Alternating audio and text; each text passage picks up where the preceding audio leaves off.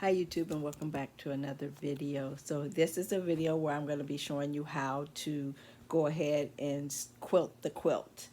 I was going to stitch it in the ditch, but because I don't have a stitch in the ditch foot for this machine, I'm going to um, go ahead and quilt this quilt a 1/4 inch from the seams. So if you want to go ahead and stitch it in the ditch, I can show you what you can follow on your presser foot. If you have a presser foot, there's a line right there in the middle, and if you put that on the seam that we're going to be stitching down or stitching next to, you can possibly stay in the ditch. There's a foot that helps you to do it better, but I don't have that foot for this machine. I had it for a different machine, and so I no longer have that machine, and I forgot that I don't have one of those foots for this machine, so I'm going to go ahead and do this one a 1/4 inch on both sides of the seam.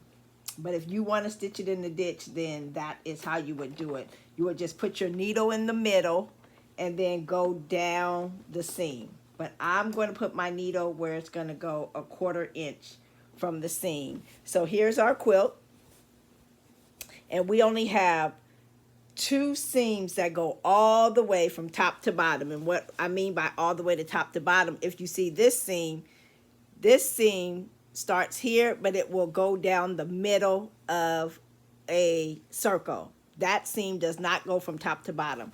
But if you look at this seam right here, this one, it goes all the way down here, and then this one, let's see, it's this one right here. It will go all the way here, all the way here. It's not touching any of the circles. If we'll keep traveling here, there's no circles. It's not going to run into a circle. That's what I mean when I say a seam that goes from top to bottom without touching another seam. So I'm going to go ahead. I did make a bobbin of orange thread because the back of my quilt is orange. But you don't have to. You can do whatever color you want for your quilt. I do have the orange thread on the top of this one because I'm going to have orange going on in the white area and on the orange little patches. So I'm going to set this machine up. It's not going to stitch in the middle. So I am going to say this one, and then I'm going to set mine up for 6.5 away from the seam. I'm still going to put that little line going down the middle of my seam, but but my needle is going to be on the opposite side. And then my stitch length right now is a 2.5, but I'm going to make it a 3. I'm going to make my stitch length a little bit bigger. And then I'm just going to, I hope you can see that. And then I am just going to go start stitching. So my little line is on the seam. And you can go as far away or as close as you like. And I am just going down. I've got that little line going down the seam, but my needle is not going down there. So then I'm just gonna, and then it's nice if you have a table. This is like a little table. It's only like a 4-foot table. And so it's holding the weight of the quilt a little bit. And this quilt is so small that it can, you can fold it under to work on it, because this is not a built quilt. Now, if this was a bed quilt or something, you probably would need an extension table for your sewing machine, or you probably would need to possibly send it out to a long arm person. So I'm just going straight down. I've got my little middle part of my presser foot. It's going down my seam, but my needle is over, and you'll see that when I take this out. So let's keep on going. I'm going to go all the way down this seam until I get to the bottom, and then I'll take it out and show you what it looks like. Uh-oh, my seam missed it. Let's see. Go back to 6.5. All right. And you can make your stitch length short or long, whatever you like. And if you notice, today is April 5th, I think, and I don't remember what day. The date that is on the video that I sprayed this is the date that I sprayed it. And if you notice, it's still put together. It's not came apart or anything. I haven't done anything to it. I just picked it up and started using it today.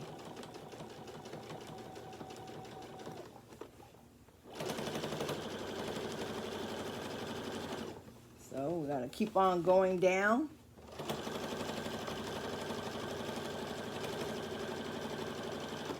And my quilt is just hanging over on the side. Like I said, this is like a really small quilt.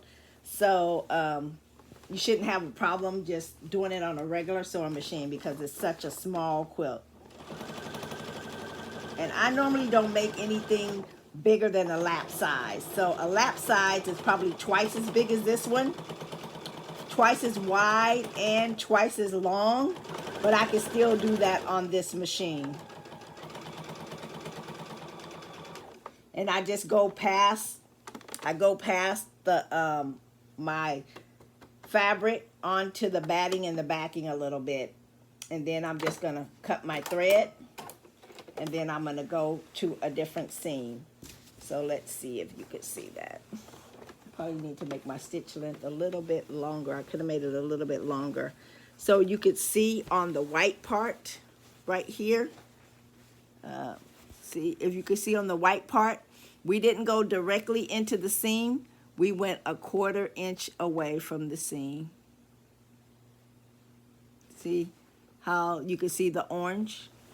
And now what I'm gonna do is I'm just going to, I could pull it over and do the other seam because there's another long seam that's gonna go this way. No, I'm gonna turn it around. I'm gonna turn it around because it'll be easier. So I can turn it around and I can get the other long seam. I'm just gonna put it back under there and find that seam that does not go into my circles. And when I find that seam, I can just start doing it, and I can do it on either side. So I'm just going to put my little presser foot with the line down the middle. I'm gonna go a little bit, I want my seam to be a little bit further apart on this one. So I'm gonna go 3.5 on this one. And let's see, I'm gonna want my attention to, okay. So let's see. Yeah, so we're gonna, all right, so I made my stitch length a little bit longer this time. Instead of 3, I did 3.5. And so it's gonna make my stitches a little bit longer than the other one. But I'm just gonna continue to do the same thing. Watch my little middle piece. And I'll just straighten it up and keep going. Now, if you need to, you can, if you don't have enough room, what you can is you can roll it up. You can roll it up if you have a smaller table, and then you can kind of like put some clips or a pin in there. But I'll just stick a pin in there. You can just make sure that you don't poke yourself with these pins. You can just stick a pin in there, and you can do that all the way down, so where you will have, so you can manage it if it's not manageable for you. But this is such a small quilt that it should be easily manageable. Under the throat, even if you have a small machine, because a regular single needle machine doesn't have a lot of throat space, but this is such a small quilt that it should fit under your throat space. I'm just going to keep on going, and then I am going to keep on watching my little middle part to go down the seam, but my needle is not down the middle of the seam. And I am just going to keep on going,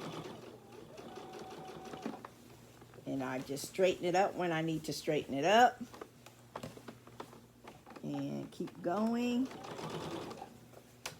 And if it's getting stuck on anything, you could just fold it.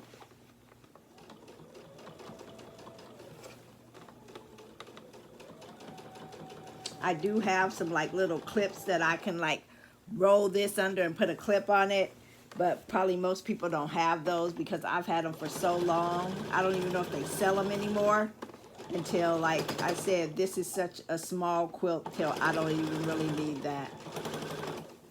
I'll just keep rolling it up.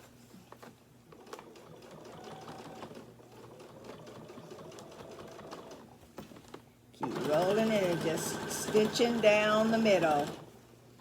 Put the little mark onto my seam, but my needle is a 1/4 inch away. And I'll just keep on going. And I'm almost to the end of the fabric, but I'm just going to stitch onto the batting and the backing. All right. And then, so that's those 2 seams completed. Now, what I can do, if I want to, I can switch it around again and sew on the other side, or I could just go ahead and turn my quilt and do the same thing and stitch the other ones. Now, on this one, I think we're going to have 3 long seams instead of just 2, but take my pen out before I poke myself. So now we're going to go the other opposite way. And we have, yep, we will have 3 because we'll have this one. We'll have, let's see, this one. Then we'll have this one. Oh, maybe we have more. Let's see. We have 4. We have one going all the way here. We have one going all the way here. And we have one going all the way here. But on this side, we only had, did we have 2? Did I miss one? Nope, I didn't. There's one there. And then there's one there. Yep, we only had 2 going one way, but we'll have 4 going the opposite way. So you can start in the middle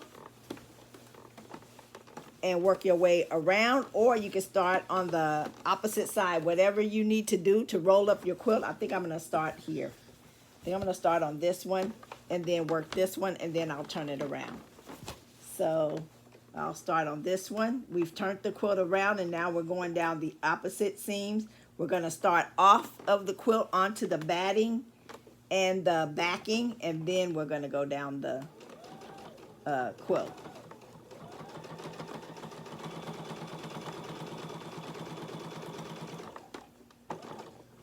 And like I said, you can roll this part if it's too much for you. Oh, got some of my thread is, see, got thread everywhere. The thread I took off. All right. And we are just going to keep on going. And it goes pretty quick because you're just, and if you want to, you can use your decorative stitches if you want to. If you have a decorative stitch you want to try out, you could try a sandwich. Just put some fabric and batting together and then try some of your decorative stitches and see which one you like. And you could use one of those. I've definitely done that in the past as well. But on this one, I'm just going to show you the basics.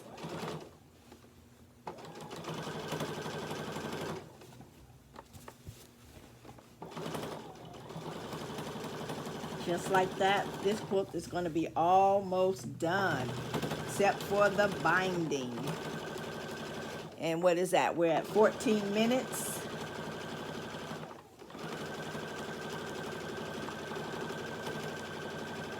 I'm almost to the end, so I'm just going to go off a little bit, cut my thread. Then I'm just going to roll it a little bit, roll it under, go to my next seam, go to the top.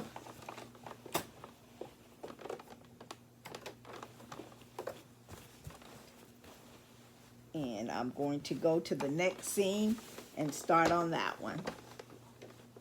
And then I'll probably finish this seam, show you what it looks like to turn it around, and then you can finish on your own. And then the next video will be the binding.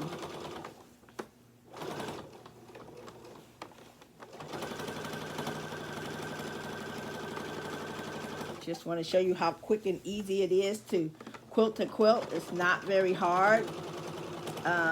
You can definitely send your quilts out to a long arm quilter. That's just not something that I normally do because I mostly just make quilts to give away. I don't really sell any quilts. I make them for babies. I make them for family members.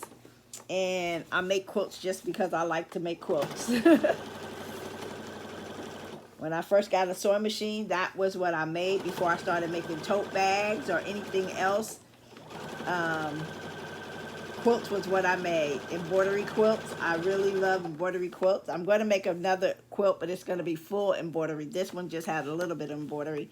But we'll make the next one, maybe not, maybe the next one because I still want to work on my granddaughter's quilts. And it's going to be embroidery. So now I did those two seams. So now I'm just going to turn it around and put that back under there and quilt the next two seams. So I'll probably just go ahead and finish it. But if you've already got it, just go ahead and continue to quilt your quilt. And stay tuned for the next part is when we're going to add the binding. And don't worry if your stitches aren't straight or whatever. You're just getting the quilt together. You can perfect the techniques at a later date. You just want to get the basics. Because I've never tried to make a perfect quilt. Most people who I give a quilt to, they're not saying, oh, this line is not straight. Oh, this or that. They're grateful that they have a quilt. So I just try to do my best and be a blessing to somebody with the quilt. All right. Now we've done another line. So now we're going to do our last line on this side. And we're just going to roll our quilt up. Go back to the top. That's what we're going to do. We're going to roll it and go back to the top.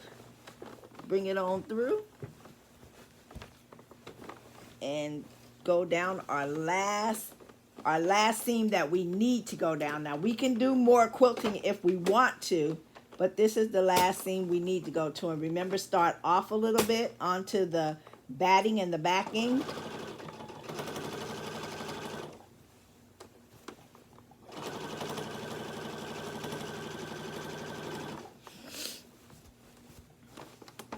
This is really a simple quilt.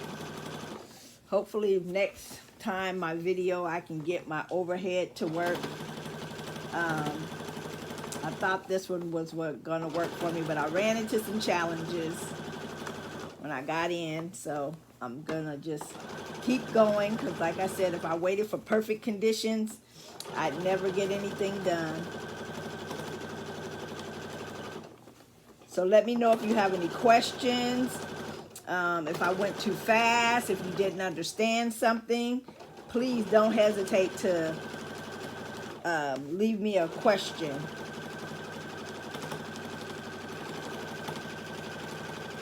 And just that fast with me talking, this quilt is completely quilted. Just stitched a 1/4 inch away from the seam. Now, if you wanted to, on the opposite side, you can go on the opposite side and you can switch your you can switch over your foot to another position, and depending on if you know how to make your machine do something else, then you can go on the opposite side of the stitching and do another 1/4 inch on the other side. I'm not going to do that because this quilt is completely quilted. We have quilted down every long side going up and down. So let's see. We could, you can't even see the, well, let's see. You might can see the stitching on the back. Let's see, did we miss a seam? Let's see, make sure that we didn't miss any seams. I don't know if you can see that on the back. Nope, you can't see it. It's because I have orange thread. But let's see. Uh-oh. Let's see. So if you can see, we stitch down that long line, that long line, that one, and that one. And if you turn it on this side, we stitch down this long side and that long side. And then around the outside, we're going to put our binding. So, and then that is going to be the end of this process. So we've got our quilt all quilted now. It's all nice and quilted. So our next video, I'm going to come back and I'm going to show you how to cut off the excess batting and backing and attach your binding. So stay tuned for that. And once you do that and sew it down, I hand sew mine. I hand sew my binding to the back. I stitch it to the front. But when I flip it over to the back, I hand sew mine. Some people sew it with the sewing machine. I never do that, so I can't show you how to do that because I don't do that. I sew mine on by hand. So, and I use the same technique I did to do these, but I'll show you that part when I get to it. So I hope you've enjoyed this quilt series. Stay tuned for the last of finishing touches when we put our binding on, and that will be it for this series, and we'll go on to something else. Thank you for joining me. God bless you. You have an awesome and an amazing day. Be blessed, my friends. Bye-bye.